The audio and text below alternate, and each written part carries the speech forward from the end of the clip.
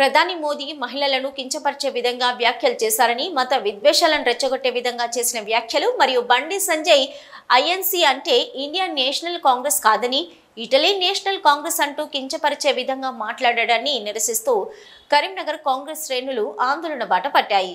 Congress senior నేత Karimnagar AMC మాజీ chairman ఆకారపు భాస్కర్ రెడ్డి ఆధ్వర్యంలో ఉదయం 11 గంటల నుంచి సాయంత్రం 3 గంటల వరకు మండు టెండల్లో నిరసన దీక్ష చేపట్టారు. ఈ దీక్ష కార్యక్రమానికి డీసీసీ అధ్యక్షులు కవ్వంపల్లి ముఖ్య అతిథిగా హాజరై దీక్షను ప్రారంభించగా ఉదయం 11 గంటల నుంచి సుమారు 4 గంటల వరకు మండుతున్న ఎండలో దీక్ష కొనసాగింది. ఇప్పటికైనా బీజేపీ నాయకులు మత విద్వేషాలను రెచ్చగొట్టడం మానుకోవాలని డిమాండ్ చేశారు భాస్కర్ రెడ్డి. నీ దోస్తులైనటువంటి అదానీకి అంబానీకి దోచిపెట్టినావు కదా. ఈరోజు నువ్వు చూసుకుంటే 11 లక్షల కోట్ల షేర్లు లుక్సాన్ అయిపోయినాయి.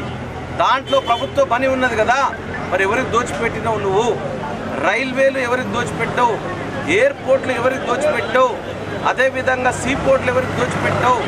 ఇవన్నీ కూడా ఒక్కసారి ఆలోచించుకొని నీ మిత్రులది రేపు పొద్దున కాంగ్రెస్ పార్టీ అధికారంలోకి వస్తే వీళ్ళ సంపదనంతా కూడా కాంగ్రెస్ పార్టీ కొల్లగడుతుందన్న భయంతో దాన్ని వాళ్ళని చెప్పలేక, నా మిత్రుల ఆస్తి పోతుందని చెప్పలేక నువ్వు ముస్లింలు దోచిపెడతారంటున్నావు.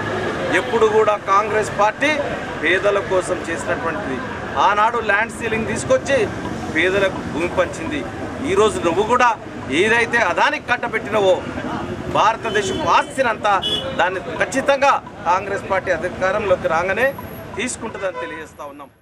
ఈ భారతదేశ చరిత్రలో ఇప్పటి వరకు కూడా ఏ ప్రధాని కూడా ఇలాంటి అనుచిత వ్యాఖ్యలు చేయలేదు. కేవలం రాజ్యాకాంక్ష, రాజ్యాధికారం, ఎలాగైనా సీట్లు సంపాదించాలి, మత విద్వేషాలను రెచ్చగొట్టి అని చెప్పేసి ఇలాంటి వ్యాఖ్యలు చేస్తూ ఉన్నాడు. ఈయన చేసిన వ్యాఖ్యల్లో ముఖ్యంగా మహిళలను కించపరిచే విధంగా, అంటే కాంగ్రెస్ పార్టీ వస్తే మహిళల మంగళసూత్రాలు కూడా మరి ముస్లింలకు పంచుతారని చెప్పి ఏదైతే వ్యాఖ్య ఉందో అది యావత్ మహిళా ప్రపంచానికి చాలా దిగ్భ్రాంతి కలిగించింది. అలాగే ఆస్తులు కూడా అన్నీ కూడా ముస్లింలకు వంచుతారని చెప్పేసి ఒక విద్వేషమైన కార్యక్రమాలు చేస్తూ ఉన్నారు.